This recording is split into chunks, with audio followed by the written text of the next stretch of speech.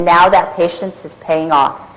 From seeing downtown Fremont start to take shape, new Warm Springs South Fremont BART Station, a project that has been 30 years in the making, things are really coming together.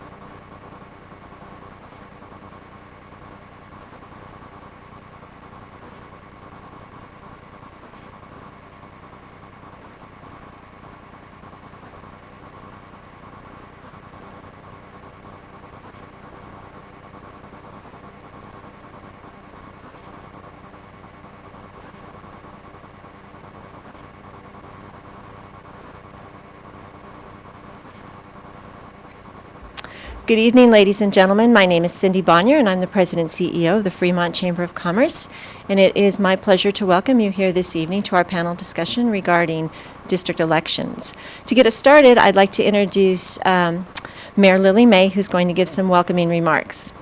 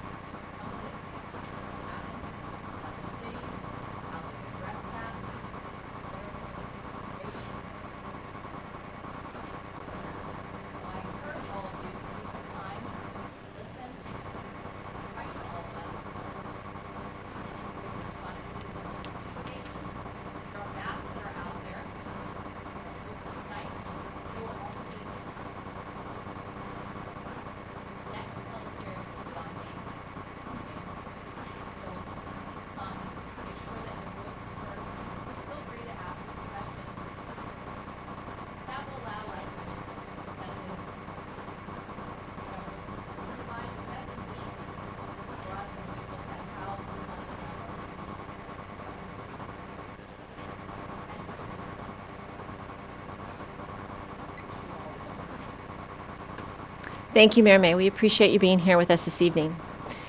So in order to make the best use of everyone's time, we are going to get started right away, and we're going to jump right in. We are going to, just a little bit of housekeeping, if you will. Each panelist has the opportunity to make a 3 or 4 minute statement about their area of expertise and what their belief is, and give you some information. And then after that, what we really want to do is focus on your questions and what information you're looking for. So we're going to leave as much time as we can to answer questions. In order to get through as many questions as we can, we're going to ask you, if you do have a question, to line up down the middle aisle. And Jennifer, would you raise your hand? Jennifer is going to have a microphone for you, and she will allow you to ask your question. And you may direct it at either a single panelist or just whomever the panel can decide who the best panelist is to answer that, or it may be answered by multiple panelists. So we'll just see how that goes. Let me start by introducing our panelists. Oh, I'm sorry. Let me back up just a sec. We will stop at 8:30. This is no more than 2 hours. And if we run out of questions before then, we'll finish earlier. So we'll just see how it goes. Now, we are in a very formal setting, but please don't feel like this isn't a city council meeting. So you're welcome to not act as formally as you would at a city council meeting. It's just that this happened to be the easiest setup for us. So with that, I am going to introduce our panelists. Our first panelist immediately to my right is Councilmember Raj Salwan. Councilmember Salwan grew up in Fremont and is proud to call Fremont his home. He runs a successful business and has served as a Human Relations Commissioner, Planning Commissioner, and now a City Council member. He has been serving, and I might say before that, he's also served on the Fremont Chamber of Commerce Board of Directors as another chairman of the board. Just my own little plug there. He has been serving city government for over 11 years. Councilmember Salwan attended University of California, Irvine, and studied biological sciences, and has a Doctor of Veterinary Medicine from School of Veterinary Medicine at Tuskegee University. His vision for Fremont is a simple one. He wants all Fremont residents to have the same opportunities that Fremont gave him: a home they can afford, a good education from a school near where they live, a high-skilled job with decent pay, parks to play in, and a safe environment. Our next panelist is Preston Jordan. Preston Jordan is a longtime member of Californians for Electoral Reform. He is on the board of the League of Women Voters of Berkeley, Albany, and Emeryville. Mr. Jordan has served on the Albany Charter Review Committee since 2010. In his rotation as chair in 2013, he initiated the committee's study comparing limited, cumulative, and ranked choice at large to Albany's current plurality at a large voting method. It's a mouthful. This led the Albany City Council to authorize preparation of a charter amendment specifying a transition to ranked choice at large earlier this month. Our next panelist is Gautam Dutta. He is the managing partner of Business, Energy, and Election Law. He is a graduate of Yale University and Georgetown University Law Center. Mr. Dutta specializes in commercial and securities litigation, employment, municipal, appellate, election, and general corporate governance law.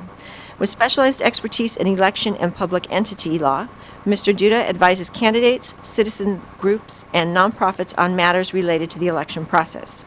He has drafted ballot measures and litigated matters involving state and local government entities.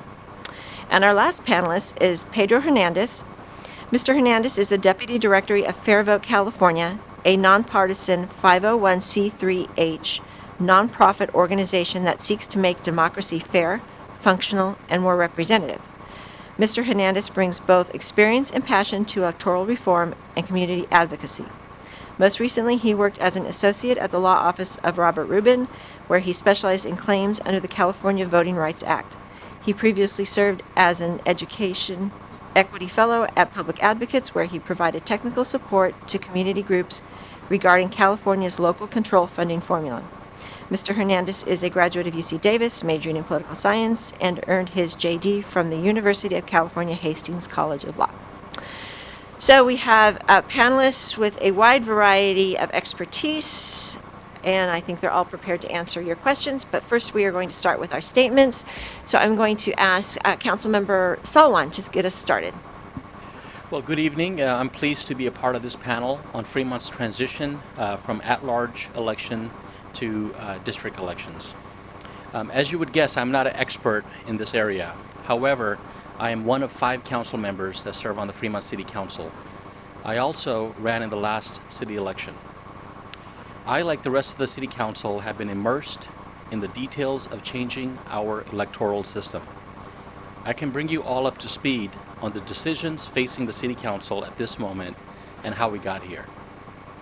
The City of Fremont currently utilizes an at-large election system, which means that the voters from the entire city choose each of the 4 council members.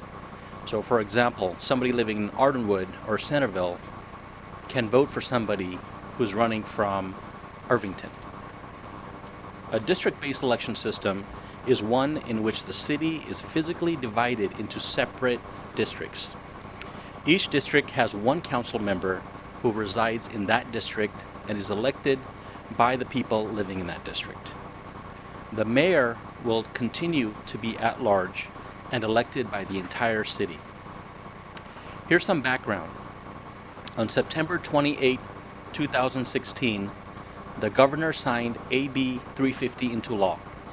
This law attempts to provide a safe harbor from lawsuits relating to the California Voter Rights Act. Cities around the state have been threatened by lawyers and sued over this issue, many having to pay huge sums for settlement. For example, the city of Palmdale almost spent $4 million to settle and go along with the recommendations. The city of Fremont has chosen to use this feature, the safe harbor, offered in AB 350.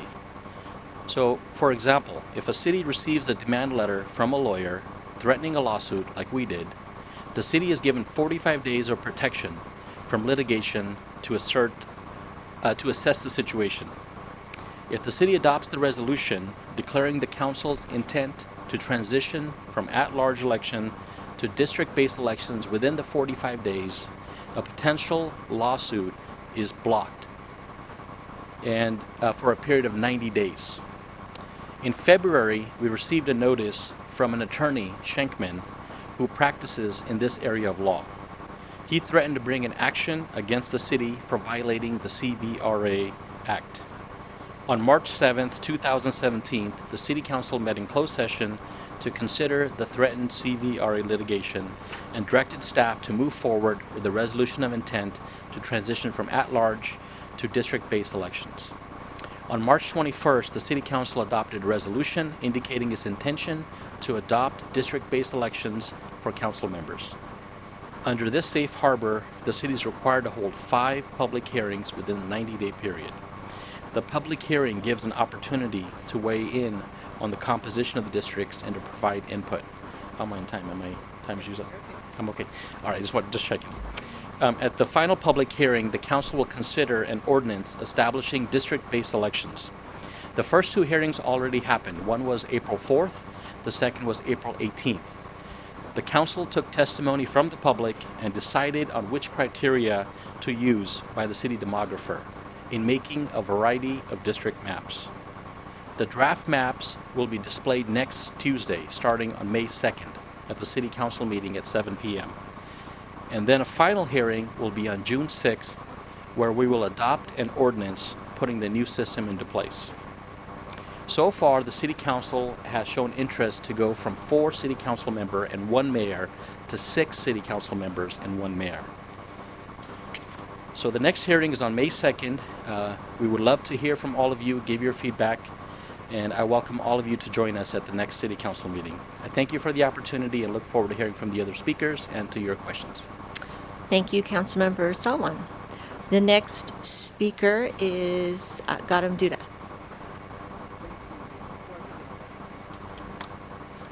Can you hear me? Okay. Yeah. Thank you, Cindy. And before I go further, I want to thank the Chamber of Commerce for hosting this highly informative event. So I think some applause is in order for Cindy and the Chamber.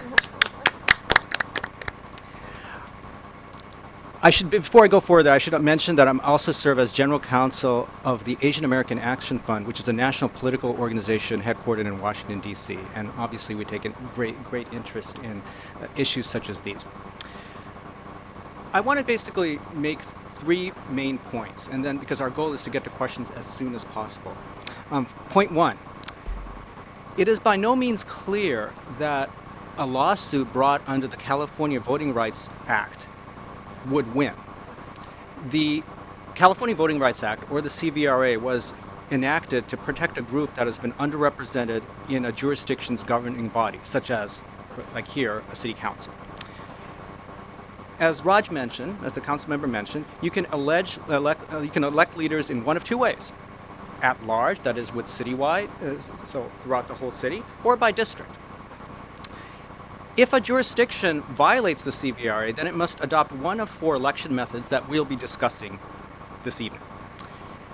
Importantly, the appellate courts in California have not yet ruled on a critical issue. That is, what minimum percentage of a jurisdiction's population, that is a city's population, must a community make up to bring a lawsuit under the California Voting Rights Act? Because here's the problem. If an underrepresented community is too small in size, it could unconstitutionally reduce the political clout of a larger group that has also been historically underrepresented. In Fremont's case, that's the Asian American community. So that's the first point. It's unclear whether such a lawsuit would succeed. And here's my second point. It's premature for the city to rush to switch to district-based elections. To remedy or fix any alleged violations of the CVRA, the city does not have to switch to district-based elections. Indeed, the city to date has not considered 3 other election methods that will allow the city to continue using citywide elections. That is, ranked choice voting, cumulative voting, and limited voting. To adopt any of those 3 election methods, the city must adopt a charter, which is a routine matter. In 2014, for example, the city of Emeryville adopted a charter for the limited purpose of levying a real property transfer tax. There's a really simple solution here, a practical solution. That is, the city could call the Schenkman law firm and ask for more time to carefully review its options. We note that the Schenkman law firm's letter to the city, in which it talked about a potential lawsuit under the CVRA, did not demand that the city switch to district-based elections. My third and final point is that enlarging the city council from 5 to, say, 7 members, as is currently being discussed, could expose the city to additional legal risk.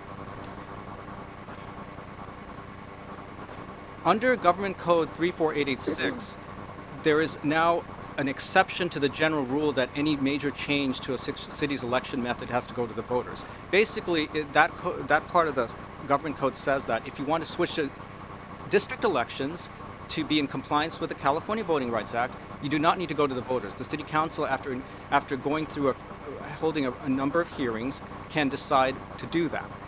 However, there's another part of the Government Code, that is Section 34871, that requires that any change to the number of people serving on the City Council must be approved by the voters. To date, courts have not decided whether the new law, which eliminated the need to go to the voters to change the election system, that is to go to districts, also applies to making the council bigger. It's unclear. This is a brand new law that was passed in 2016, so just last year. And at this point, the city council is poised to adopt district maps that, as you may be able to see over on the right-hand side, will enlarge the council size from 5, which it is now, to 7, without seeking voter approval. And that is a pretty significant, far-reaching change to how the city elects its leaders. So with that, I look forward to hearing all of your questions, and I thank you for this opportunity to speak to you. Thank you, Mr. Duda. Mr. Hernandez. Thank you so much for having me this evening. I'd like to talk about the California Voting Rights Act for just a moment. The California Voting Rights Act says that a city that has an at-large system, and if it's found to dilute the voting power of a sizable minority, then it's in violation of the California Voting Rights Act, and it must remedy that. However, when you're looking at at-large elections, it's not the at-large portion of the election that necessarily causes the voter dilution. What in fact it is the winner-take-all component of an at-large system.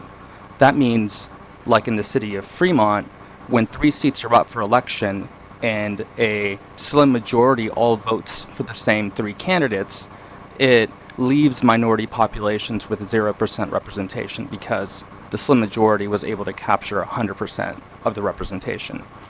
So the traditional remedy that's been mostly used has been this district-based remedy, where you try to create a district that gives an opportunity for minority populations to have their candidates of choice elected. However, it's not always feasible to create a district that allows for this to happen. And what we see in Fremont is, in fact, a highly integrated and very diverse city, where you have 42% of the citizen voting age population are Asian American, with different subcategories of Asian Americans, and 13% is Latino citizen voting age population, not necessarily concentrated in one part of Fremont. This creates a number and set of issues. And in the district maps that were just posted on the website on the 25th, so the maps are already up on the website. If you type in CVRA district in Fremont, you should be able to view the maps and the individual demographics of each potential district. What you see are districts, the letter that Schenkman said that the system dilutes the voting opportunity of Latinos. However, the maps that are created and posted only have populations for Latinos at 20% in each one, at most. That's not necessarily a district that creates an opportunity for Latinos. So there are a number of issues there. I want to talk about methods of election that take care of the winner-take-all aspect of an at-large system. That means you can retain an at-large system, but just eliminate the winner-take-all part of it. That means creating systems of proportional representation for the entire city. So there are ways to accomplish this. I gave a handout that explains the 4 different voting methods that have been considered under the California Voting Rights Act. How am I on time? I got a few minutes, right? Okay. So the first one is the single-member district that the Fremont is pursuing under the safe harbor provision of Senate Bill 350. And what it does is it limits voters to their geographical area. While it does create neighborhood representation, there are a few drawbacks to it. And one of them are how the boundaries are drawn can have a huge effect on who is likely to win an election. Further, district-based elections are prone to vote splitting. So say you have a like-minded community and they run more than one candidate. That is, the likelihood of vote splitting tends to be amplified in those situations. And the other part is, well, those are the 2 main issues. And what I wanted to point out in the, no, it's fine. We'll get to it, I'm sure, in the questions and answers. The form of representation that I think would be, okay, so there are 2 other methods. There's cumulative voting, which allows voters to have as many votes as there are seats available. So in essence, voters can apply their votes, say there are 3 seats up, apply their 3 votes to one candidate. This has been a method used to alleviate Voting Rights Act violations on the federal level. However, it's also prone to vote splitting, because if you distribute your votes among a few candidates, then you have people not being able to elect their people if it's spread out too thin. The other one is limited voting. In limited voting, voters are giving less votes than there are seats. So if there are 3 seats up, voters only get 1 vote. And this way, it creates an opportunity for a minority population to get representation if they all support one candidate. However, those 2 methods of election only are really effective when there is one dominant minority population. Here in Fremont, you have a very diverse population with several different Asian subgroups and Latinos and African Americans as well. So what we think would be the best remedy might be ranked choice voting, which is an idea of proportional representation. So you only would need to capture a little over 25% of the vote if 3 seats are up. However, voters get to rank their candidates in order of choice from most favorite to least favorite. And if one candidate has enough first choice votes, 25.01% or more, then they get elected. But if a voter's candidate of choice doesn't have enough votes to win, then the candidate with the least amount of votes is eliminated, and then we effectually maximize voters' second choice. So votes will be counting until somebody reaches a proportional amount of the votes. This in practice will allow candidates, or basically demands that candidates reach out to as many voters as possible to gain the second and third choices. And I'm out of time, but in the handout, please review the handout that I shared with you all, and if you have questions, please ask them. Okay, thank you very much. And the handout that Mr. Hernandez is referring to is up where the lectern is, along with City Council names, phone numbers, the website for the city, and and email addresses as well. Mr. Jordan, may we hear from you? Thank you very much.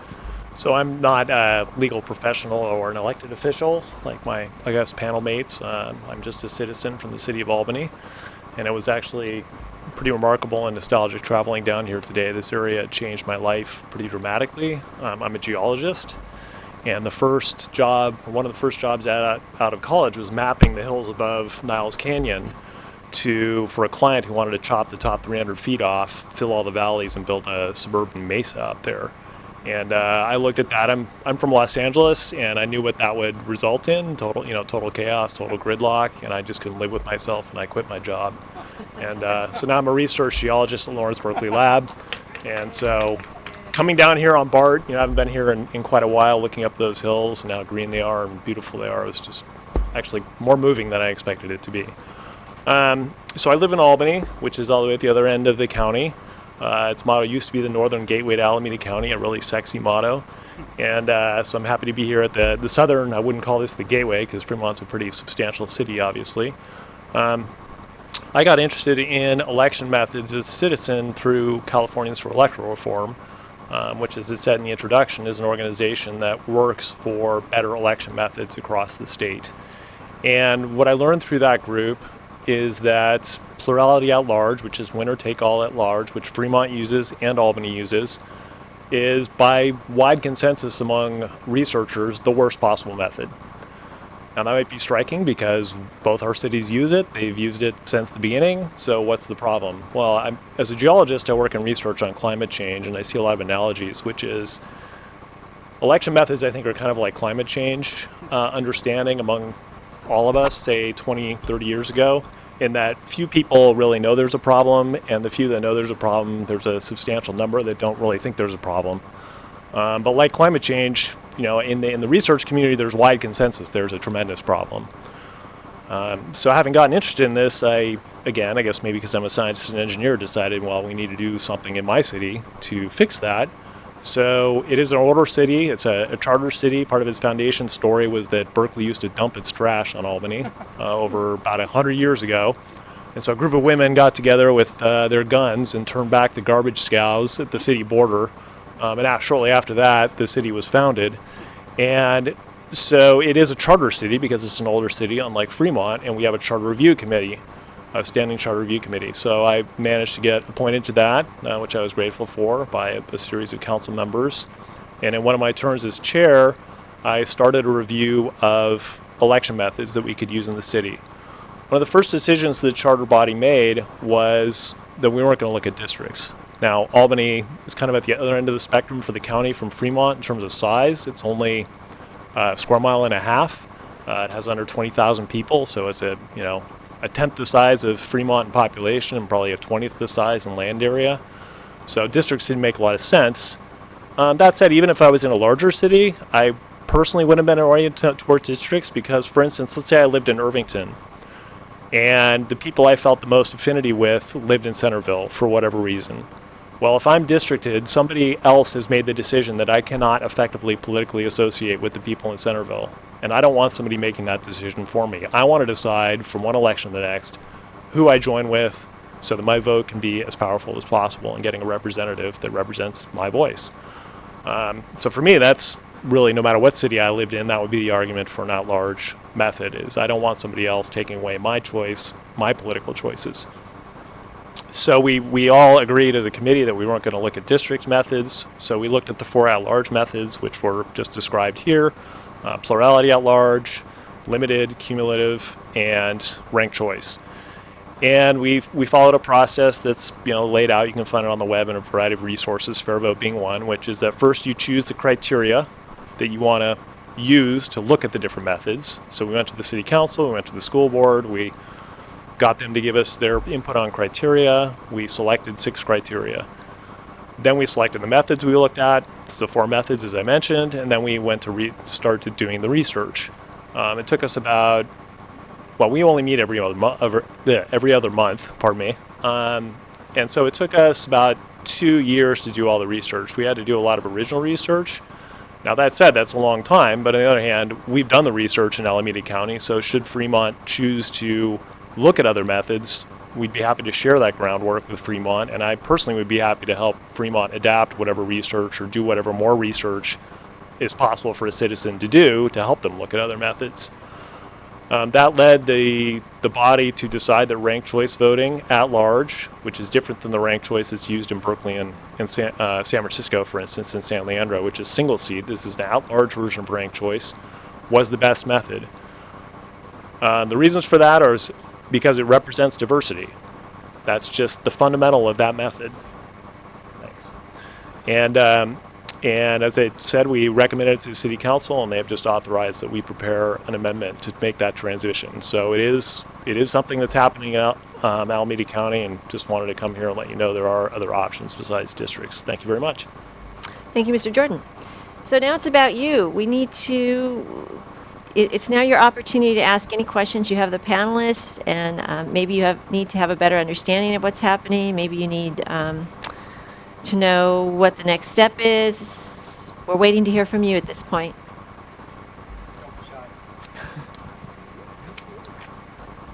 Not shy, not shy.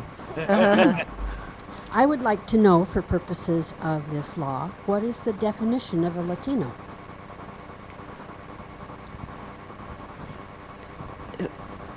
Whoever feels their best. Yes. So under the California Voting Rights Act, it allows for protected classes, which means protected populations would be minority groups like Asian Americans or Latinos. Latinos are largely self-identified, and that is essentially the standard that we use. And the districting numbers that are used to calculate these are based on census numbers and survey numbers.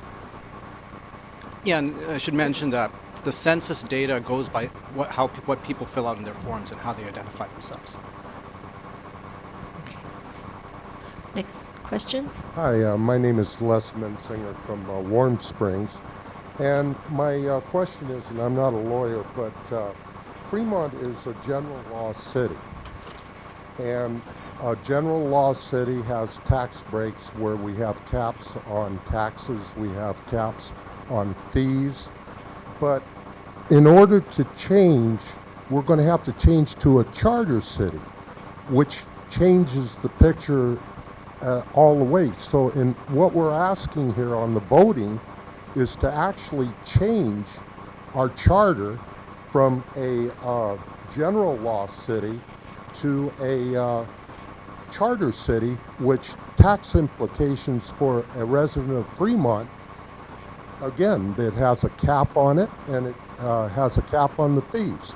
So inadvertently, we could have increases in taxes. My next question is, we have 4,000 homes that are currently going to by the BART station. We have up in the other end. So the population is growing all over the place. And if you decided to use school lines, you have Mission that has 26,000, which is sitting up on that sign over there. 38,000 in Irvington, with 4,000 more coming homes. Kennedy 44, and Washington and American with 52. Well, what I'm looking at here, if you choose the high school, you're looking at 26,000 in Mission and 44,000 in Kennedy. So you have 26,000 that have the same vote as the others that are 44,000 and 52. So I'd like answers on both those questions, please. So I think the first one is about Charter City. I can answer that. Okay, Raj. So our city attorney says that there was a change in the law that allows us to go to districts and expand the council without going to a charter city. So we do not need to be a charter city. That's a separate discussion. That some of so we will not change from a general law city. Not as part of this process. But if the community wanted to go to charter, that's a separate issue. So we're not required to go to charter to do any of this. Because I was under the impression that you had to be a charter city before you could change your voting. That's how it used to be, but I think about a year or sometime back it got changed. The second question was about the homes, right? Well, basically what it is that you have an area such as Mission San Jose that has 26,000, and then the others. Oh, about the schools, yes. Right. Where if you go by that, having the districts as far as the lines to be drawn, you would have 26,000 in Mission San Jose and 54,000 in American and Washington high school areas.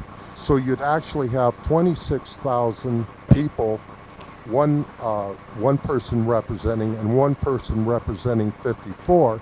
And my question is, when you do your line drawing, are you going to take that into consideration that all districts will be at equal population? Right, that's a good question, and that was raised at the last meeting.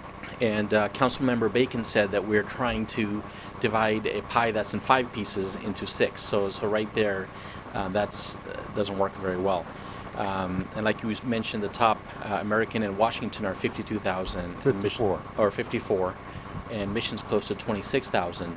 So that's just one of the many criteria. So some of the other criteria we're using, perhaps more so, are the 28 neighborhoods. That was a concept the city came up with some time back. We're also looking at the historic business districts. We're looking at the major freeways, the major streets. We're looking at TOD areas. So we have 4 transit-oriented development areas. So we have the downtown, Centerville, Irvington, and the new Warm Springs BART station. So we're looking at all those criteria. So when the demographers come up with the plans, they'll make sure that each district is equal. So by law, the districts can only be, I believe it was like 5 or 10% different. Are you taking into consideration the 4,000 homes that are going to be in Warm Springs and Right. the Patterson Ranch area too? So there was as a question. population? There was a question asked about that at the last city council meeting, and so the our community development director Jeff Schwab, he said that that will take about 10 years for Warm Springs to be built out. So it won't happen right away. The Ardenwood is an immediate problem. Those homes will be built very soon. Right. And so we're going to come back again after the 2020 census, and this will be, the districts will again be looked at, making sure that they're equal. So if there's any growth, they may move the lines a little bit up or down. So this has to be done every 10 years. So unfortunately, we're at a bad timing. We got to do it now, and we'll have to do it again in about 2021. Okay? Thank you, Ron. Did I answer? Yeah. If I may just quickly, it's just to answer the first question about charter cities. It's actually a myth that charter cities pay more in taxes, and going to districts will not, as the council member mentioned, require a change. Picking an additional, a different election method would require a change. But as we mentioned, it's been done before in the East Bay, and all you have to do is pass like a 2-paragraph charter. But in terms of tax implications, Well, I kind of respectfully disagree, because I read somewhere that you have a cap of like 2.5% on a general law city, where when you have a charter city, you don't have a cap. well, this is part of it. This is exactly why we're doing this, because there needs to be a discussion about all the options and all the issues that come up with it. And it's important to consider all 4 election options, because dividing the city into districts will fundamentally change this city's politics. And folks need to know all the options that are available and what they entail. So we're being very open in dialogue about what changes could result and what it would take to get each possible change. So it's a good dialogue to have. Thank you. Thank you. So I just wanted to add, I'm not living here. I mean, I heard a number of different variables in terms of where there's growth, where there's schools, where there's business districts. I think you can see the difficulty of dividing any city into discrete districts. You're going to be dividing somebody somewhere from somebody else. You probably can't draw districts so that they honor every single parameter you want to look at. So, like was said, it will change the character of the city. I will add that an alternative voting system like a proportional representation system doesn't need to be redistricted every 10 years. So in fact, a proportional representation would account for the changing demographics of a city and allow for proportional representation each time there's an election. Next question. Yeah, it's my understanding that we're using an at-large system right now, and we're talking about going to districts. Is there a concern that the people who represent these districts, that you might end up with a kind of a partisanship situation where somebody's fighting for their district, okay, rather than for the city as a whole? And you might end up with a kind of a fragmentation of political views having to do with, well, Irvington needs this, and so I'm not going to vote for something that actually doesn't really help Irvington that much, but might help Centerville more, or something like that, where we end up with a city council kind of more squabbling, not really working together as a whole towards the greater good of what Fremont needs as a complete community? That is a great question. Yeah. Well, thank you. That's a great question, and I think that has come up in the past. I think the city council looked at going to 7 seats before and going to districts, and we have the longest-serving mayor right here, Gus Morrison. He can tell you more about that.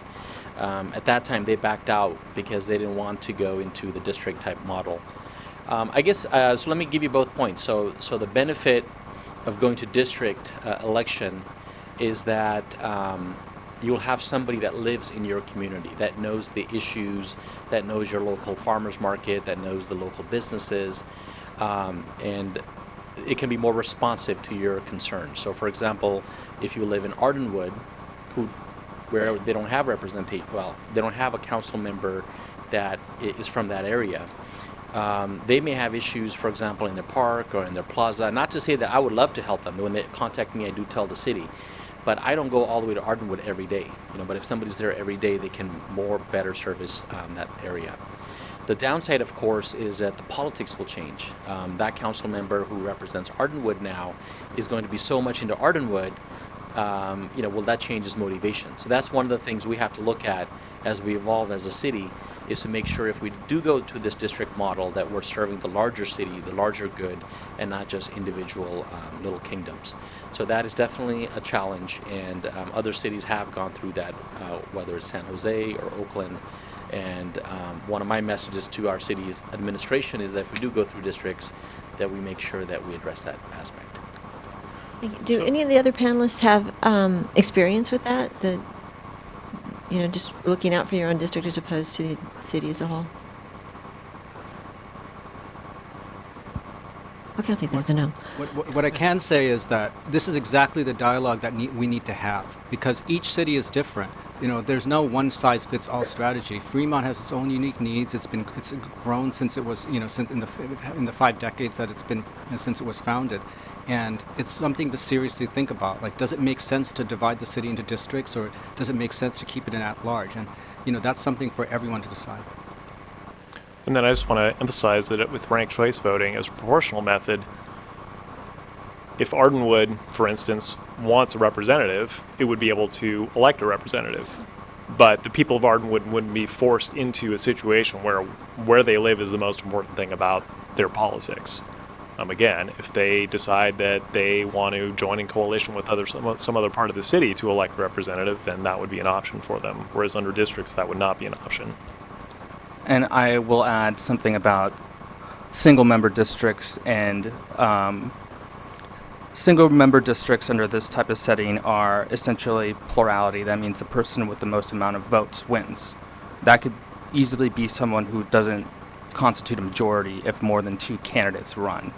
What this essentially forces onto voters is incumbency, where voters are left to vote strategically to support a winning candidate.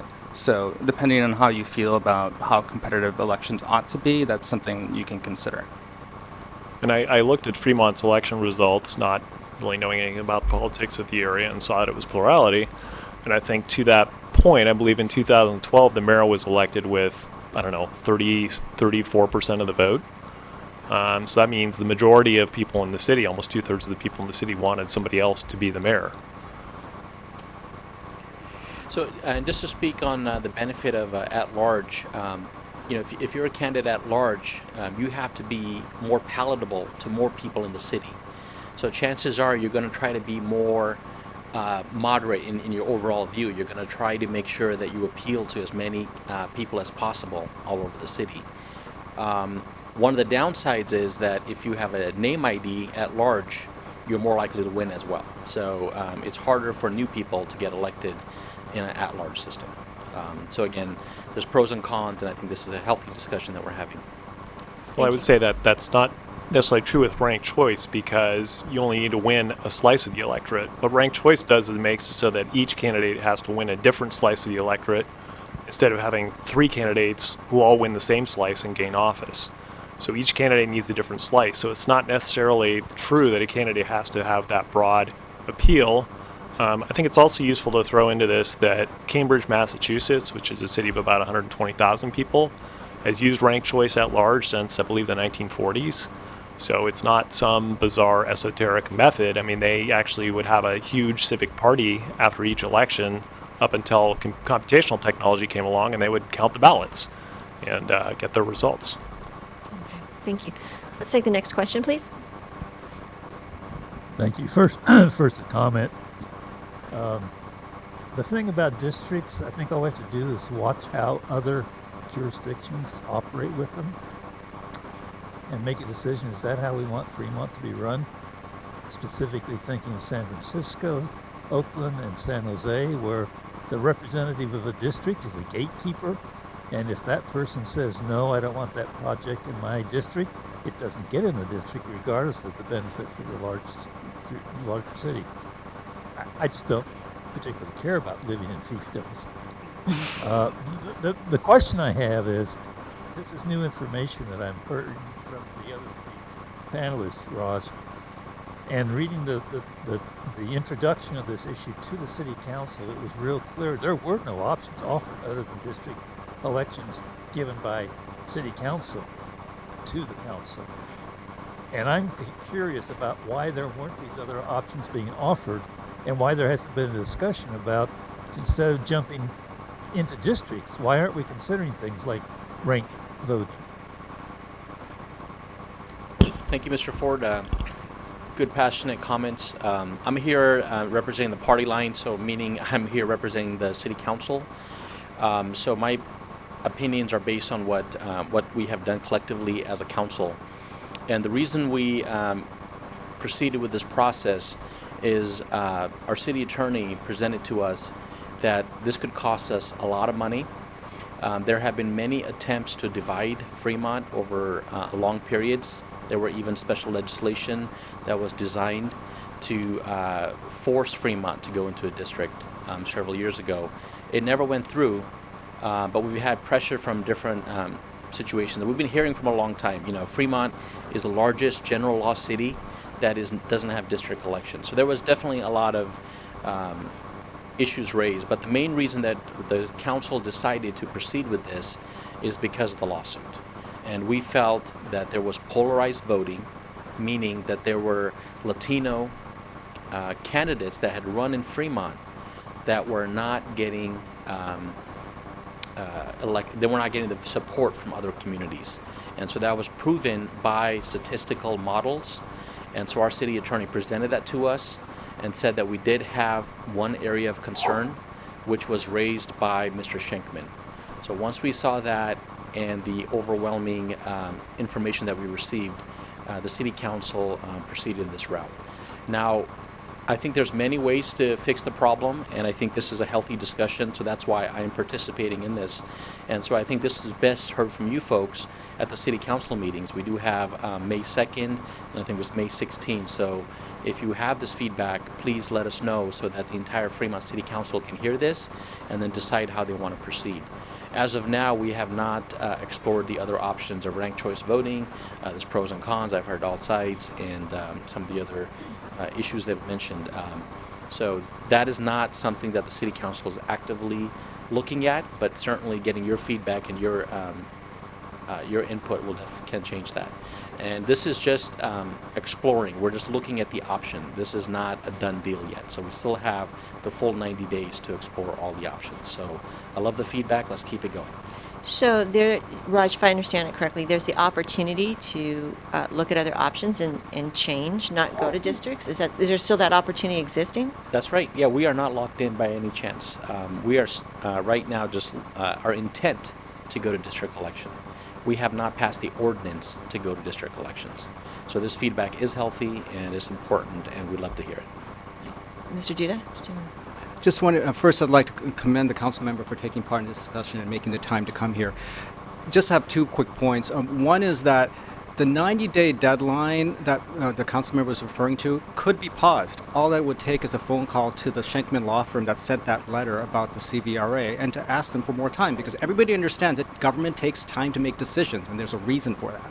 So that's one point. And the other point, which I mentioned earlier, is that there is a legal question about whether the Latino population is large enough to bring a successful claim. So these are things that are very serious and require a lot of thought and discussion and time.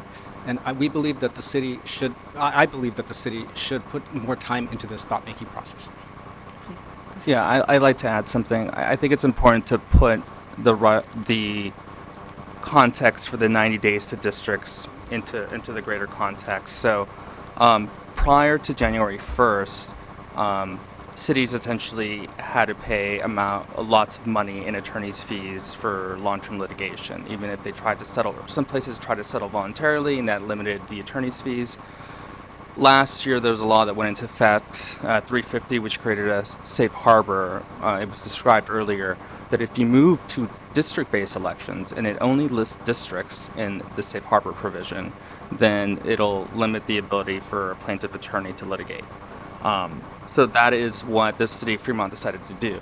To my knowledge, I feel that this is the first city to use the safe harbor provision, and that in fact we're finding that it's too quick to do it. We're not getting enough community input. There's not enough notice to the community about what's happening, and that we're finding issues with 350 essentially while we're at it right now. So that's something to consider. And yes, you could decide to not do the safe harbor provision and engage with the plaintiff attorney for a negotiated settlement, hypothetically. So. I just wanted to jump in. There is another city that, before the safe harbor was available, received a letter and actually went to court on a California Voting Rights Act case in California, which was the city of Santa Clarita. And I believe it was the same law firm that went after that city. It was the same law firm, Schenkman. And they ended up settling for negotiated settlements to go to cumulative voting, not districts. Now, cumulative hasn't been implemented there yet because they're in Los Angeles County, and the registrar hasn't seen fit to run cumulative voting yet. But that just goes to the flexibility that this law firm has clearly demonstrated in the past, and that you, as voters, do have options. And I want to say a word about staff as well. I've been advocating various issues in Albany as a citizen for 20 years now. Staff's job is usually to keep it as simple as possible and as cheap as possible. So going to districts is simple and cheap, but you may get a simple and cheap result for your city. Is this the time to be simple and cheap? Is what you have to ask yourself. This is a massive decision that's facing the city. As an example, I pushed an issue in my city over a period of, I started in 2010. Staff did not want it to go ahead. It involved putting a measure on the ballot. I eventually convinced 3 of our 5 council members to vote to proceed. Ultimately, I got all the council members to campaign for it. That measure won last November. It received more votes than any measure ever in Albany history. And so staff is not always right. They have their agenda, and their agenda, as they say, is to minimize the work, minimize the costs, minimize the complexity. So it's up to you as citizens, if you want a different answer, to push back. I'll add one thing, is that the California Voting Rights Act was written broadly enough to allow for different types of remedies to be implemented. However, the remedy that's been mostly utilized and the remedy that's been essentially written into the 350 safe harbor provision are districts. But the CVRA, California Voting Rights Act, does allow for alternative voting systems, and that is made clear in the legislative intent. All right, thank you. Next question. Hi, thanks. So most of my questions have already been answered, but I'm still concerned, as a citizen 30 years in the city, that this whole process be transparent. I have some real concerns that you've embedded the public discussions during city council meetings. I think this is a big issue. Clearly it is, although not many people here today. But it's a big issue, and they should be separate meetings. And that was brought up at the last city council meeting. So transparency.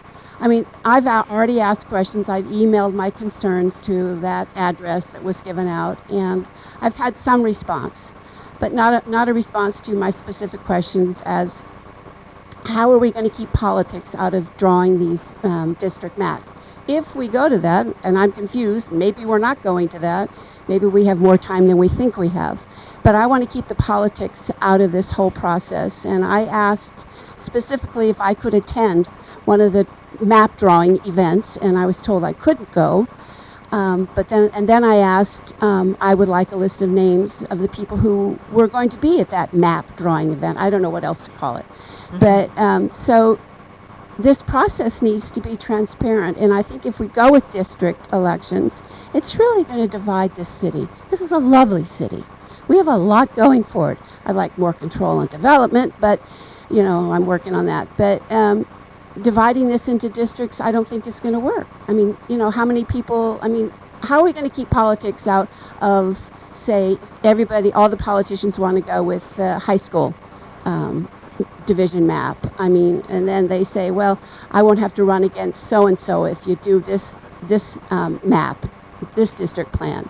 I don't know how we're going to keep politics out of this. If we go with districts, and then you tell me that there are other choices, and if we just phone up Mr. Shankman and say we want more time, what are we going to do about that? I don't know.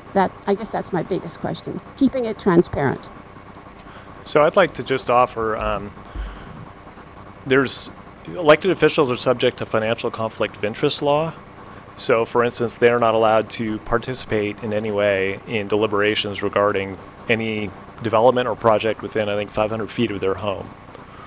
However, there is a kind of get out of jail part of that law, which is that if a majority of the body has a conflict of financial interest, then they can all participate. Because what else are you going to do? You have an elected body, somebody has to make a decision, and you can have just one person make that decision. Districts and election methods are a financial conflict of interest. The elected officials are paid, but the reason they don't have to recuse themselves is basically because they would all have to recuse themselves.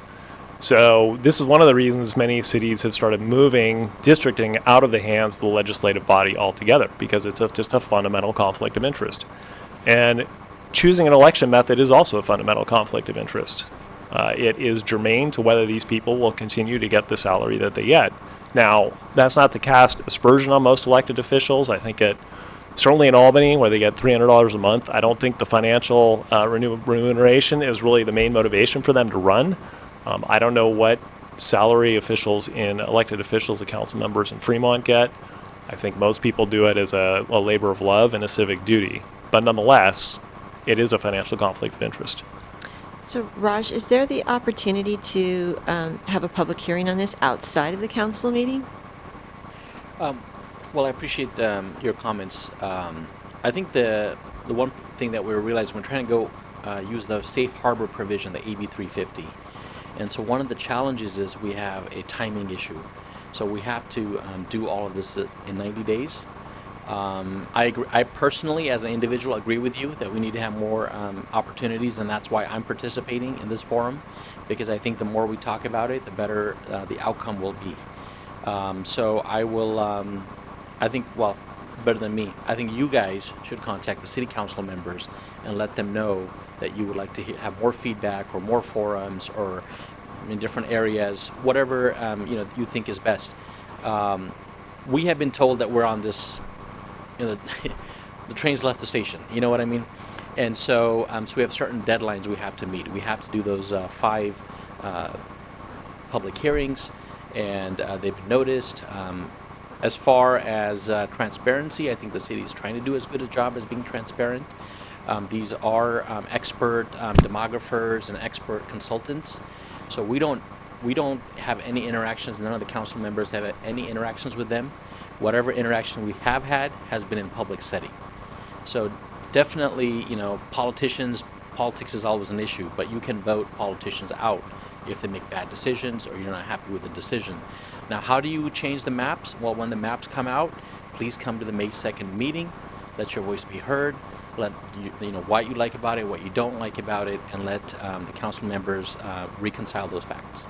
So I think that's the best way to keep us honest and make sure that we're accountable to the public. And please send your emails to the city council members. Thank you. Just as a quick response, in my previous life, I was a city commissioner in the city of Los Angeles, and there we had study sessions to look at election methods, and there was a special study session that was public where everybody got to participate. So that's something cities have done and can do. It's not too late for any city, especially Fremont, to look into all of its options. Pedro, did you have a comment? I saw you reach for Yeah, it used to be the case that in certain cities over a certain population, how to put the maps to a vote of the people. The safe harbor provision, basically, a city council may adopt a district map by ordinance. So I just wanted to make that fact apparent. And Preston, did you want to make a comment as well? It sounds like the main issue is time.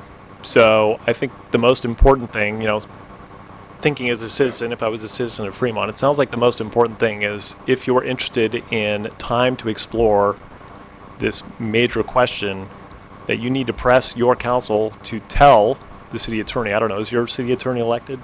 No, he's okay.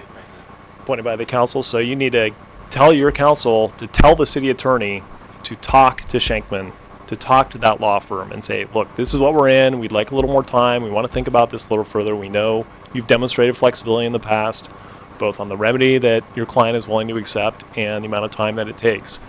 I think all the rest of this at this point is, it's interesting and it's motivating to ask that question, but that's really what needs to happen right now. Thank you. Next question. Thank you.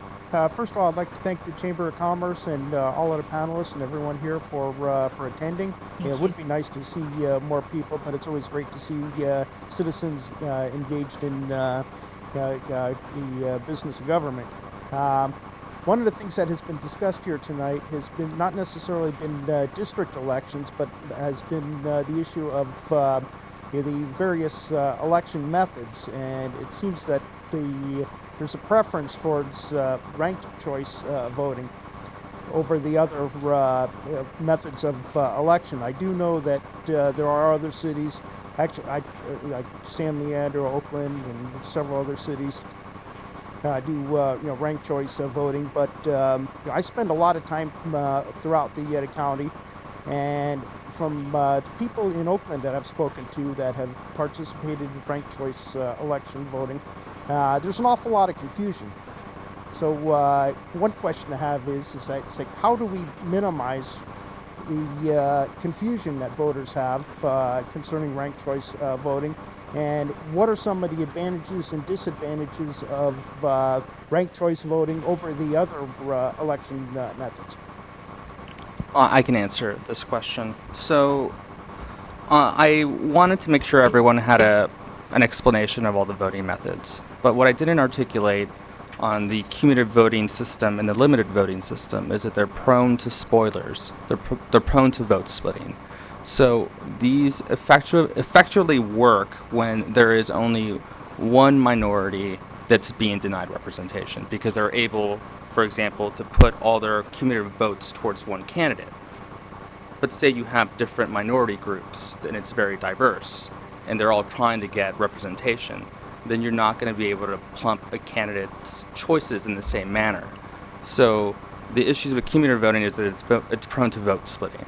And like cumulative voting, limited voting is also prone to vote splitting because you have to strategically place who you want to vote for. With ranked choice voting, you can vote for your favorite, and then your second favorite, and then your third favorite, and so on. And by proportion, because it's proportional representation or a semi-proportional system, that if a candidate gets a certain amount of votes necessary to be a proportion of the electorate, then that person gets that seat. However, if no one is able to reach that threshold, which is in a city, in an election of 3 people, that would be 25.01%, a little over a quarter of the vote, then you eliminate a candidate with the least amount of votes, then you transfer the voter's second choice instantly to their second choice candidate. What this does is gives voters greater choice and greater voice in how they want their votes to go. So it maximizes the effectiveness of that particular voter, and this works well in diverse populations because you can see coalition building. You're not forced to strategically vote for one person, or communities aren't forced to split their votes. And the other, so I wanted to talk about the advantages. So those are the advantages. Some of the disadvantages, right? So with ranked choice voting, there will be some startup costs. However, Fremont is in Alameda County and does have the hardware to run a ranked ballot. So that is one part that is a plus here. However, the software and the upgrade to run the different type of algorithm necessary will be a cost. And there's also the cost of educating the public. So those are some of the downsides. However, what we found is in where it's being used in San Francisco and Berkeley and Oakland, that in fact there isn't as much voter confusion about people not using their ballots as one might think. In fact, what we've seen is this is how San Francisco got rid of their runoffs, because there used to be a huge drop-off in runoff elections, like 30 to 40% in an election. So they had their ranked choice voting election, consolidated the runoff into one election when turnout is highest. And what you saw is the people who didn't mark their ballot as much was a lot lower than compared to the drop-off in voter turnout, because only 3 in 5 voters would turn out for a runoff. But however, there is a lot of effectiveness to ranked choice voting. And what we saw in the city of Cambridge was that there was a study done on the voter image data where the idea that we're proposing here is the similar model as Cambridge, that you saw about 99% of the voters had at least one of their top 3 candidates be elected. If I may, I just have 3 quick points. One is ranked choice voting is actually pretty straightforward. You know, you just pick your first, second choice, and third choice. It's like 1, 2, 3. In fact, the Oscars use it to pick the nominees. And in fact, voter confusion in San Francisco has been quite low. In fact, it's been lower than the standard plurality first past the post method. That's just how we elect, how we vote for, say, governor or something. The rate of spoiled ballots in San Francisco is actually lower for ranked choice voting than for how we choose our governors. So that's a very important fact to bear in mind. Yeah, I just wanted to add, so in the research that we did of a transition from plurality districts, which is basically what Berkeley was, to ranked choice voting, and we also looked at San Francisco, we found, as Pedro said, that the turnout went up going to ranked choice from plurality. So to the extent that you think there's value in having more people vote, the signal was pretty clear that ranked choice voting entices more people to vote, perhaps because they don't get into this lesser of two evils situation. It also might entice more people to vote, particularly in the proportional form that's used in Cambridge, because your likelihood of actually electing a representative for yourself is much higher than it is under plurality at large.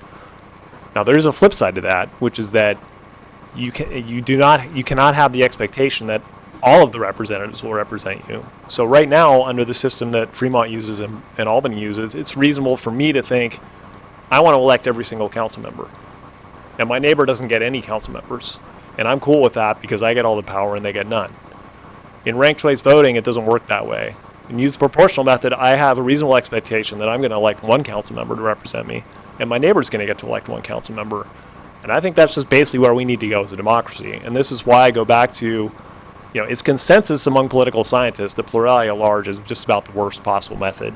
I mean, if you're going to have a vote, it's better than not having a vote. But plurality, if you're going to have a vote, is plurality at large is about the worst possible method. And that's the reason, because most people can get completely skunked in having any representation at all.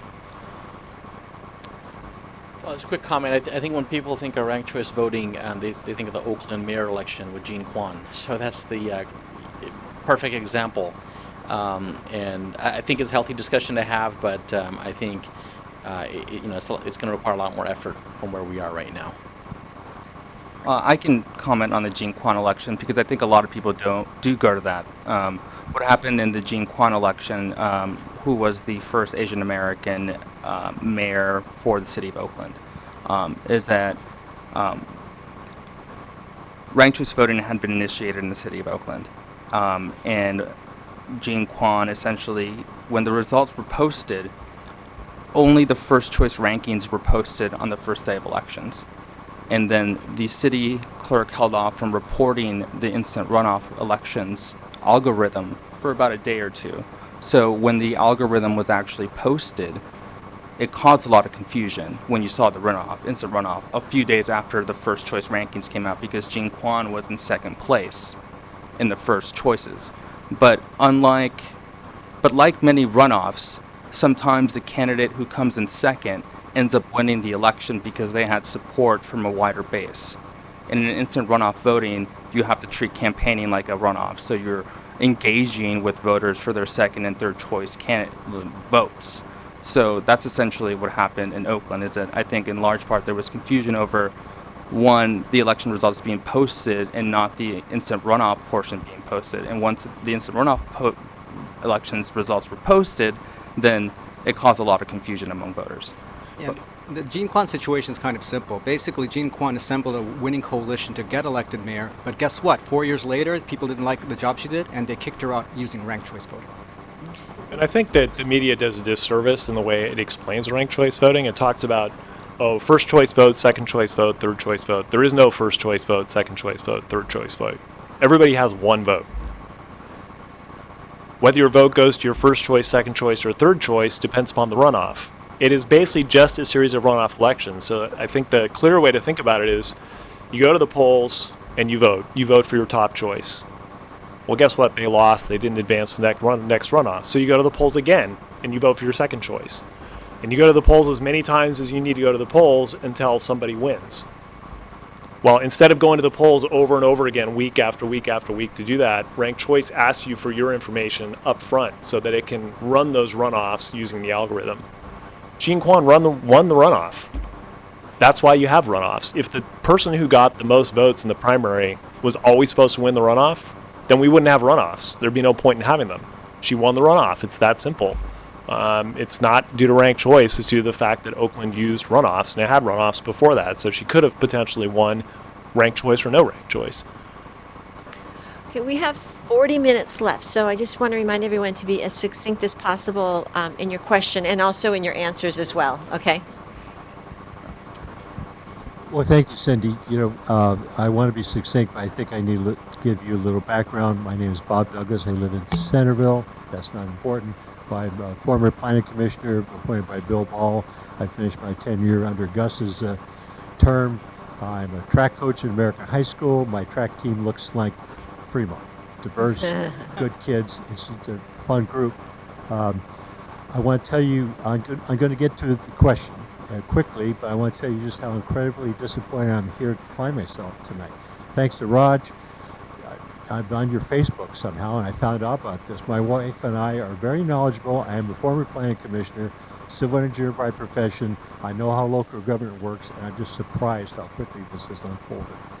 And I've been taking notes here, and I'm hearing about ranked choice voting, algorithms, districts, 90 days, law firms.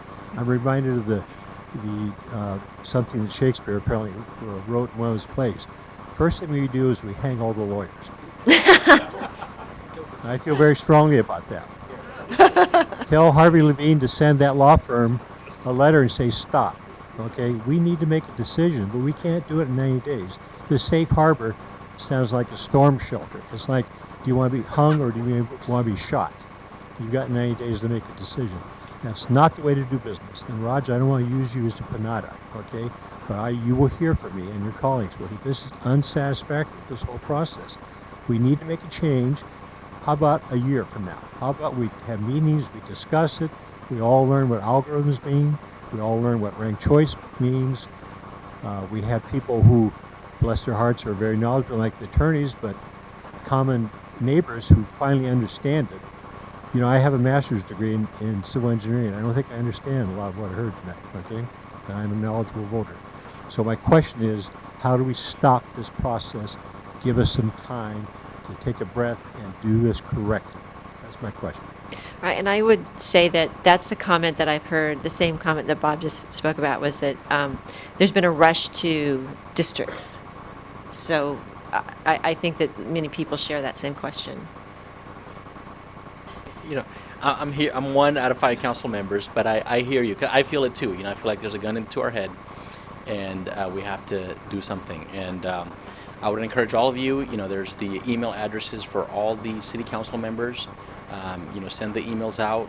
You go to fremont.gov and City Council, and one email will go to everybody.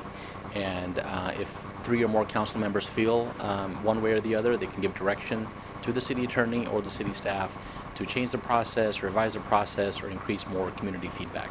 But I hear you. I think that the more we talk, the more people we get involved, the more people that hear about it, listen to it, give the pros, cons. We talk about all the various methods. I think that's a healthy process that makes our democracy healthy, and I think we need to get more people involved. So thank you for the feedback. I think one of the most effective ways that we communicate with people is through Facebook and social media. So I would encourage all of you to post on your social media pages your feelings and ask people to reach out to their city council members and give them that. If you share their opinion, share it with them as well. Next question. Good evening. My name is Brandon Sass. I'm an alumni from American. Yes, glad he was there. And I feel the same way. Fremont was very homogenized when we first moved here, and it's become very diverse, and we have an incredible quilt and patchwork of different types of religions, races, and everything. Now, here is my issue. This lawsuit is based on someone being underrepresented. Is it the fact of being underrepresented, or did they not get out enough? Do we put the onus on the community, or do we put the onus on the candidate who didn't go out and reach these other areas? Should we require us to be districted and be separated again, or keep our council where they have to go and respond to all of the areas? Is the idea to say, do we need another council member? Maybe. Fremont has grown. But should we try to faction off people so we can create we can create issues? Or should we say, you know what, why don't we try to do this? Why don't we see if we can all work together and build a team and a group that we can all look at everybody's issue? Or is the idea to say, let's just separate everybody because that's the cheapest and best way to go? I see.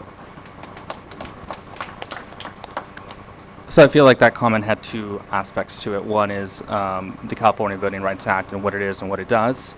So the California Voting Rights Act essentially says that if you have an at-large voting system that dilutes the voting power of a minority, then you have to remedy that. How you do that is open to many options and alternatives. What voter dilution is, it's essentially doing what is called an ecological regression, which is basically looking at the votes in districts where there are concentrations of the minority population that's being disenfranchised. And if you can show that there's a measure of difference between the candidate of choice of that community and the rest of the city, then you have racially polarized voting, which is what the city attorney presented to the city council in making the determination to move along with the 350 safe harbor provision. However, outside of the provision, the safe harbor provision, there are alternative remedies that could be approached. Does that answer your question? Or, oh, okay.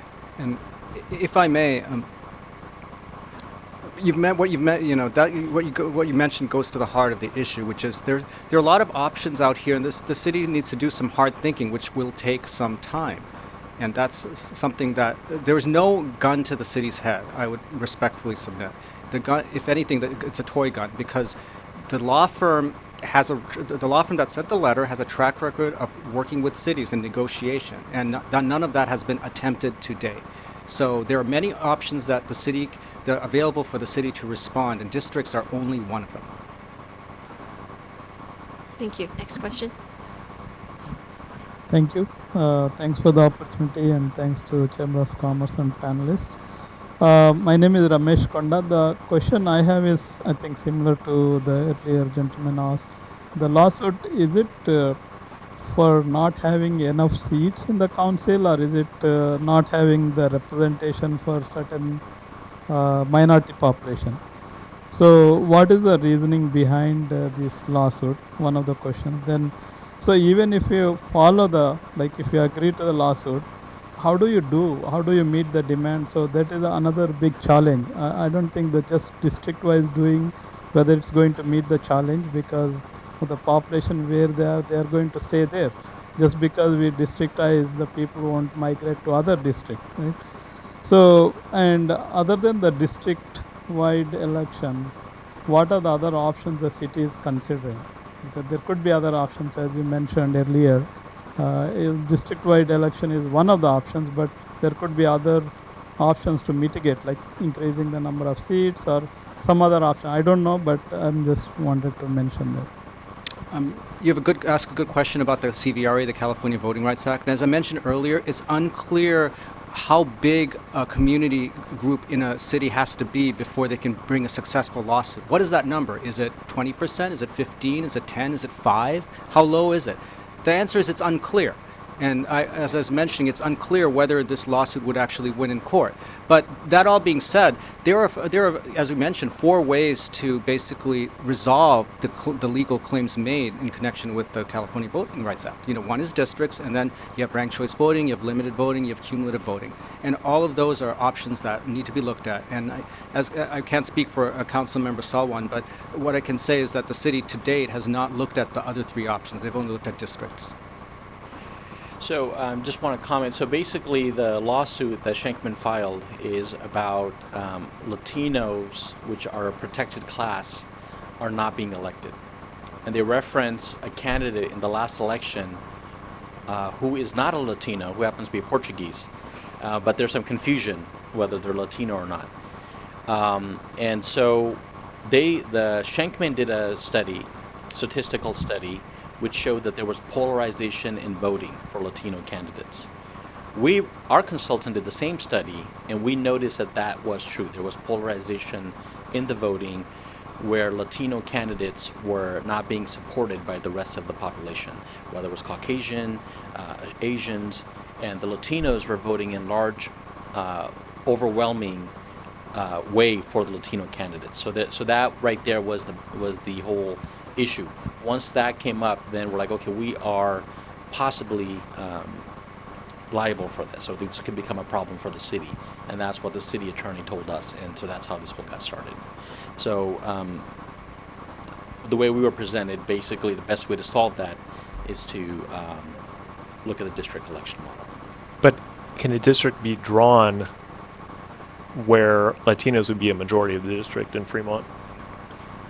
They're drawing the maps right now, so we're still it's new information. But you can't. Here's the other part: you can't consider race to draw the maps. Also, if you said we want to get all the Latinos in this one area, you can't consider race. So it doesn't solve the problem. So it's a frustrating situation. Yeah, I'll add some comments, and just by simple math, Latinos being 13% of the voting age population. If you manage to put every single Latino into one district, you would still not have a minority-majority district. You would have something that is called an influence district for those Latino voters. And under the draft maps that have been provided to the public that were posted on the website yesterday, the Latino community is split into 2 different districts because they live in 2 separate areas of town. And in each corresponding district, they can't get any more than 20% of the Latino citizen voting age population in those districts. That is not even an influence district by the doctrine that's been laid out by Sandra Day O'Connor in some Supreme Court case law. But that's all legal jargon. However, essentially 20% is what the demographer has been able to accomplish just yet. There are still opportunities to redraw these maps, but that's what's been published so far. And just to piggyback what Mr. Hernandez mentioned, in that decision of Justice O'Connor from the Supreme Court, I believe that's Georgia versus Ashcroft, she mentioned that 20% is usually the number that they would consider as the tipping point to looking at influence districts and looking at viable claims under the Federal Voting Rights Act. Thank you. Next question. Thank you. I am not a politician. I don't know political science. I don't understand technicality. I have a very simple question here, and actually a 2-part question. The first one is a question of principle. What is the Fremont City Council's principle? What is the long-term vision that you're working towards, and how does this align with that? It seems to me that we're reacting to, I'm going to use an exaggerated term, a hostage situation type scenario here, to self-remedy a problem that may or may not exist, and if it does exist, may require remedies that are more fundamental around how the city incents and enables the relatively disadvantaged members of a community to be participative. With all due respect, if you look around the room here today, this is probably a representation of the most civic members of our society who are interested in coming here. The fact that our Latino friends or our Asian Islander friends or whatever subclass friends didn't show up here today is not a signal of the system being broken or the system being prejudicial to their interests, but rather a reminder that we have to expand the art of the possible and the spectrum of options available to them to participate in a democracy that they believe in and that they can be proud of. I wonder, from a position of principle, whether this technicality will only alienate them even further. Because let's call the elephant in the room. We are one city, but we are divided by a huge economic spectrum, the boundaries of which need no introduction to anybody in this August chamber. I was stunned driving down Paseo Padre to see a Rolls-Royce Silver Spur Ghost in Fremont. So that is the city we live in.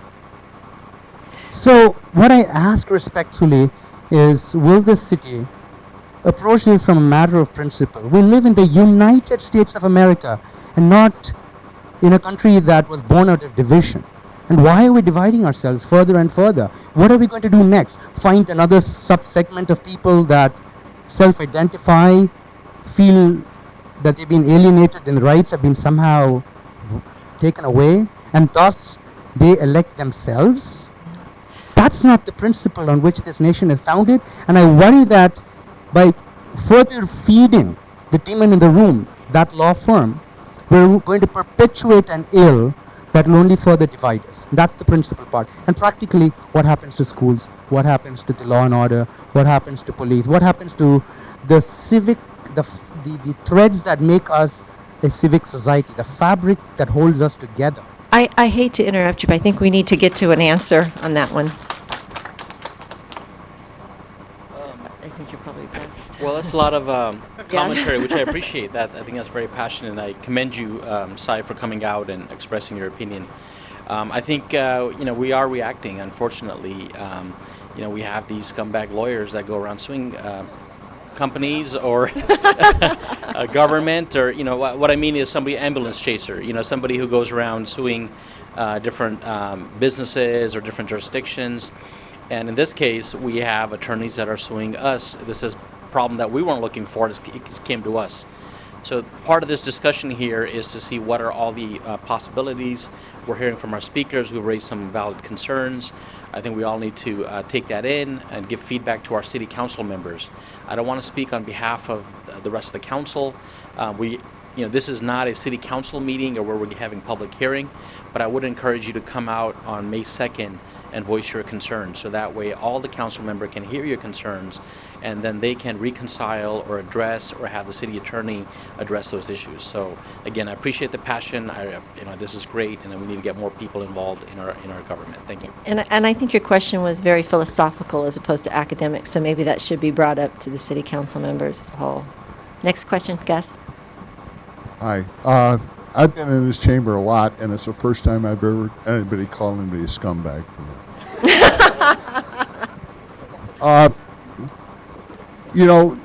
The first question was, can you define a Latino?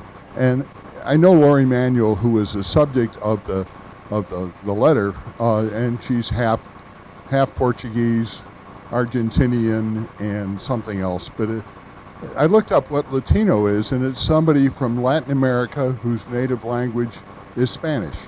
And it's not a race, it's not Hispanic, it's different. And that I looked it up about 3 different places and found that. But if Portuguese is Latino or qualifies, then we have had 42 council members elected in our 61-year history. We have had 11 minorities in that time serve on the city council. 5 of them were Portuguese. So that's there. And the general law of California for a general law city says the council may have 5 members or 7 members. It may have a mayor selected from the council or a mayor directly elected. And it says if you go to a 7-member council, they must be elected from districts. They must be. Yes.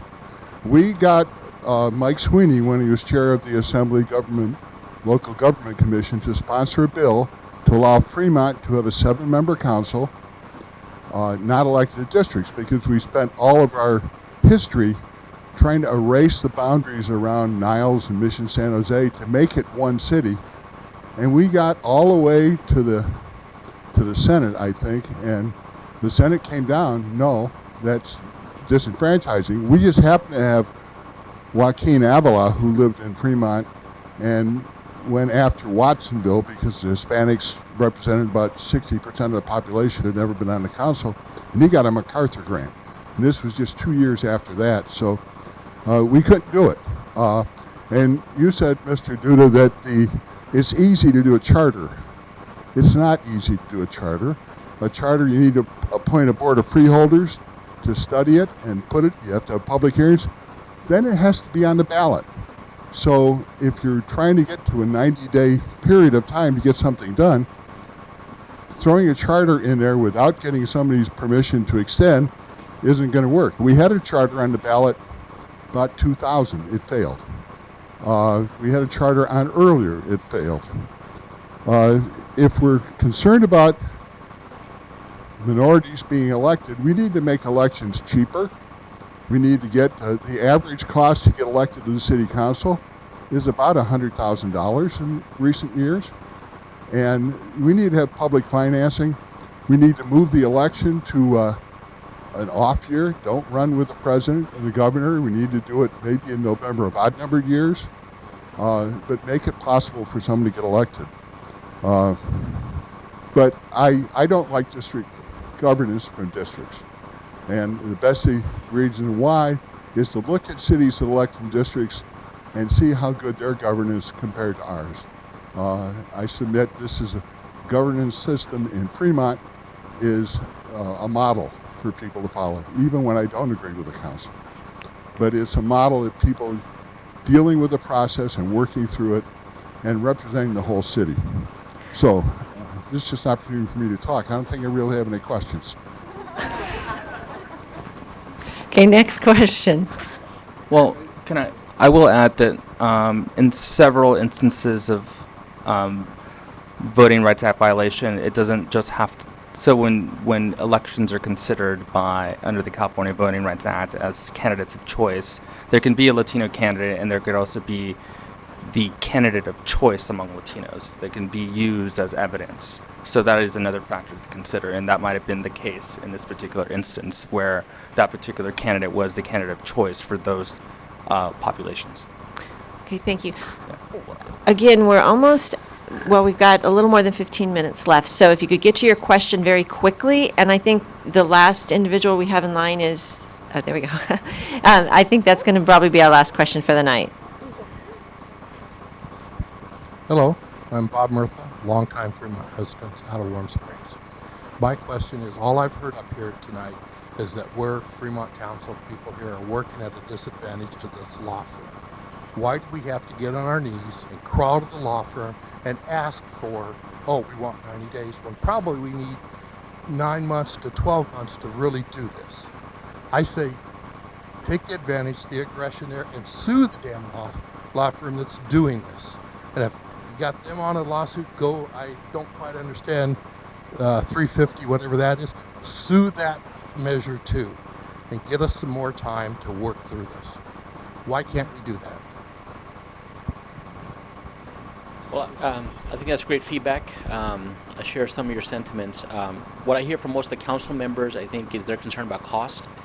And so they've seen some of these big settlements and they had to go to district election anyway, so that was the worst part. But I agree with you. Part of me wants to fight with the lawyers and challenge them. But it's just, again, comes down to cost. These taxpayer funds. Do we want to spend millions of dollars of taxpayer money on fighting this election, this process? So I think that's the biggest question. And I think you have every right to let the council members know that you are one for challenging this decision. And speaking as a lawyer, and there's been a lot of discussion about lawyers, I can tell you that judges take it very seriously that a city be given enough time to make a decision. So if a law firm engaged in this type of litigation does not give enough time to a city, it will not be looked on positively by a judge or a court of appeal. So all that goes towards saying that there's every reason to believe that the Schenkman law firm would give the city more time to look over its options. And just to add to that, our consultant is somebody who's been on the opposing side against Schenkman. And so again, we have to trust our experts and we have to trust our lawyers. They're good people. They've done good work over many years. And our consultant and our lawyer feel that the way this attorney operates, that this is the best remedy. So this is part of our advice that we're getting from city staff. So I do want to put that in context. Okay. Thank you. Next question. Hi. So my question is that we're in all of this discussion to bring about fairer elections and to elect a broader body of representatives. And if you look at the history of the people who have been elected here in Fremont at large, I mean, our elected officials have generally come from Glenmore, Niles, and Mission, if I'm not mistaken. Except for Gus. So my thought is that if we could, I mean, and the barrier here is that we don't have more people of, say, Latinos running because the cost is so exorbitant. In this last election, we had people spend anywhere between $3,000, clearly not a very good showing, to hundreds of thousands of dollars. And guess who didn't win? Okay, so if we went to districts, the one clear advantage is that it would cost much less for those candidates to run, and maybe we can scare up candidates from the parts of town, the neighborhoods and areas where money is a bigger issue. And maybe then we can have fairer elections. So putting this at ranked choice or whatever those other options, I don't know how they would reduce the cost of running. So how do we reduce the cost of running so that more people can run? So one point I can just quickly point at the math, right? So under an at-large winner-take-all system, the person with the most amount of votes citywide wins. So that means the person with the most amount of money would win because they would clearly be able to flood and be the loudest voice, for example. However, what we're proposing as an alternative remedy is proportional representation. So a candidate would only need to capture a lower amount of votes to automatically gain representation. And, in theory, we haven't, I'm just speaking for Fremont right now, that if you had Latinos, right. Yeah. So there's the Latinos who constitute 13% of the citizen voting age population, and the possibility of them being in coalition with the Filipino community, for example, them together in a district, or not a district, but it could accomplish a 25% threshold to get representation in an at-large election. So you can actually geographically get 25% of the vote in one concentration as well.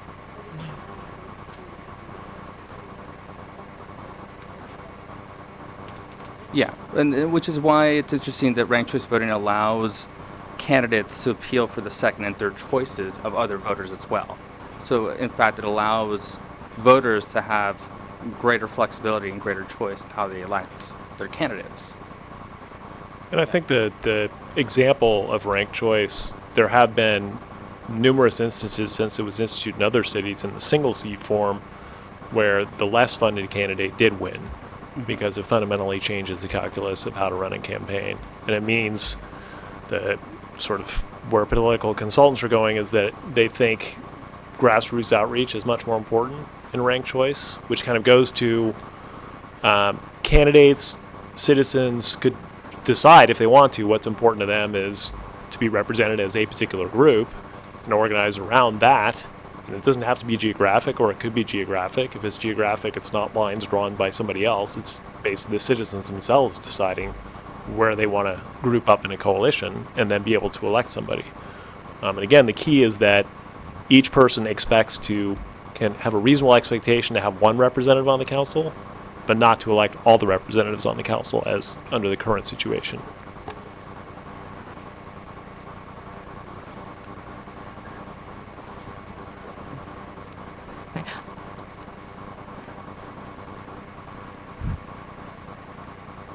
I think we're going to need to move to the next question. I'm sorry. We're going to run out of time.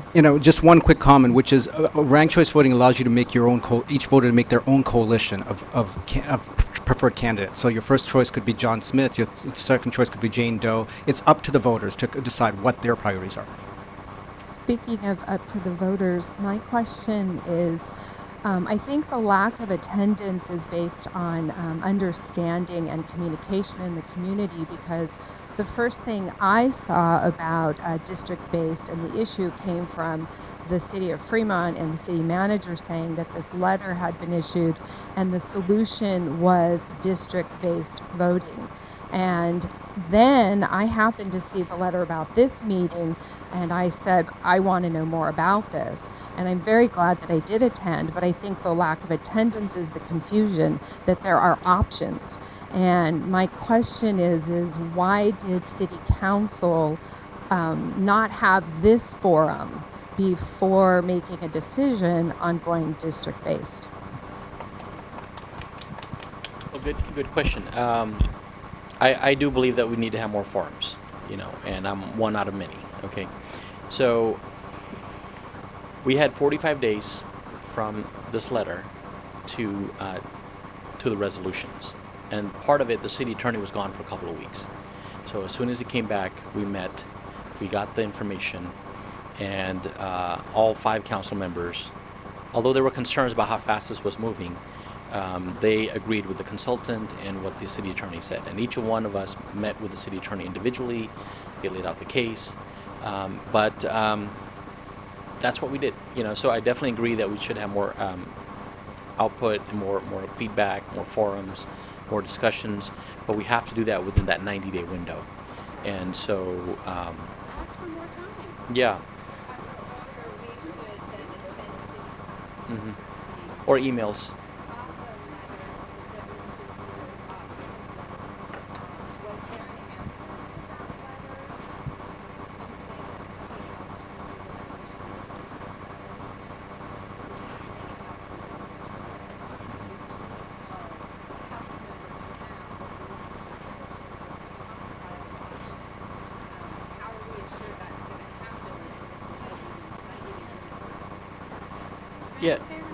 Yeah. So I think so. I, for one, will present the views that have been raised here to the city manager and the city attorney.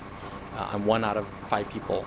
I do encourage all of you to attend the city council meetings. That's the best. Also send emails. There's Fremont.gov district elections. There's an email that you can send information to. There's also the city council. You can contact all your city council members and describe you went to this forum. These were the concerns you had. I think everybody will listen. I think nobody on this council is dogmatic. We're not stuck on anything. We want the feedback. We want to get the engagement. We want to make sure what we're doing is best for all Fremont residents. So I do think this is a healthy feedback. But we're deciding based on the information we're given. So thank you. Thanks, Tammy. Next question. I'm actually just trying to go for some extreme simplification here, of a not simple thing. My understanding is that the CVRA allows for other remedies than districts, correct?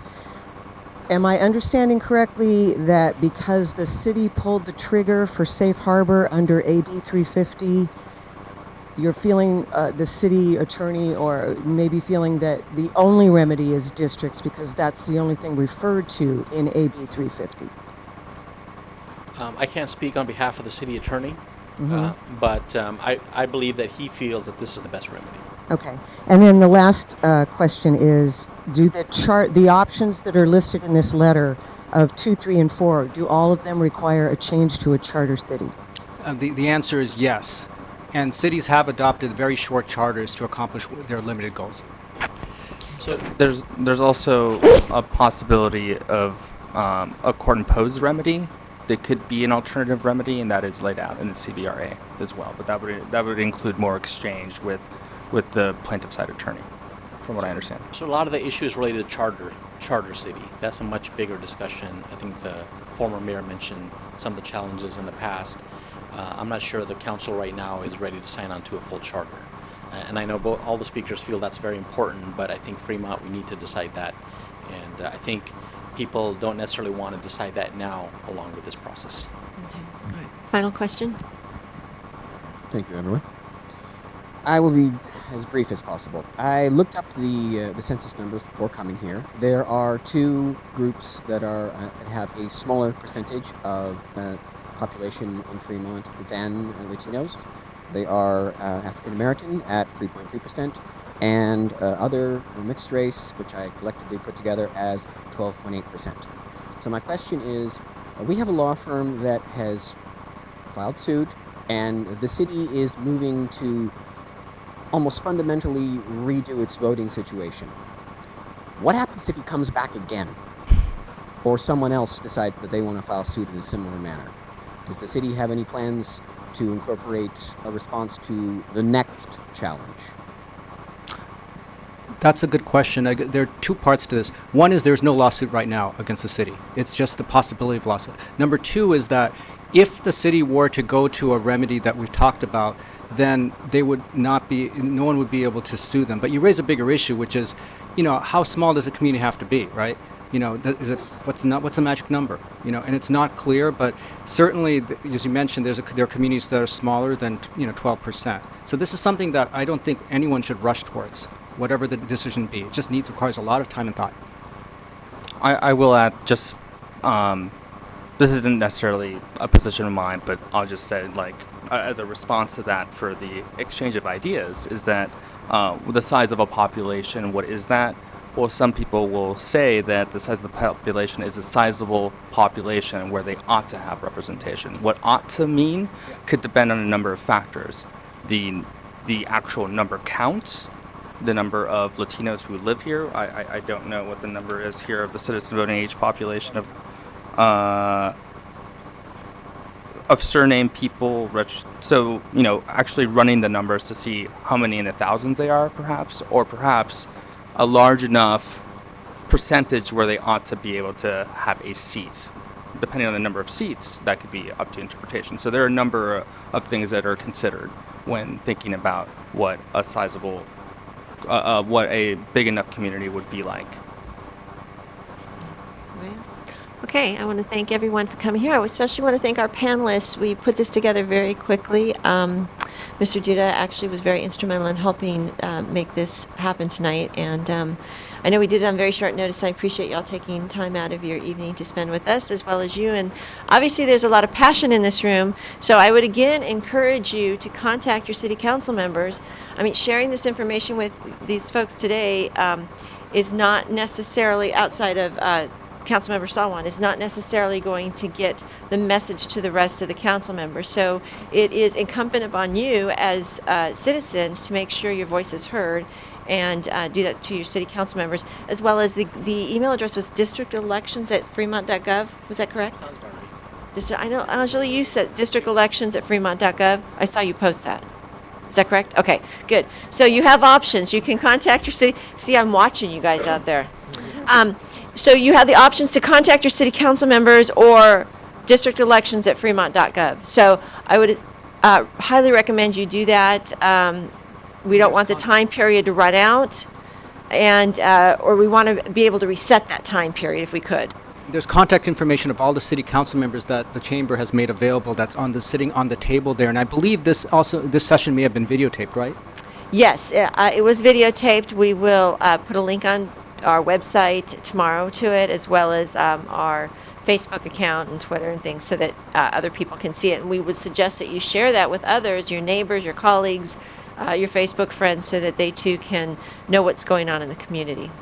So again, thank you so much for your time and energy. I really want to thank the citizens for showing up for democracy, and Councilmember Salwan for showing up. Not an easy position to be in. So, great, thank you. Yeah, I'm here just as my individual opinions. These are not opinions of the entire city council. So we have many other opportunities. And this is a great crowd. This is a lot of people, and we're really happy that all of you showed up. Did you have a question real quick? The Fremont Chamber website. So it's fremontbusiness.com. Correct. fremontbusiness.com or Facebook, Fremont Chamber of Commerce. Thank you.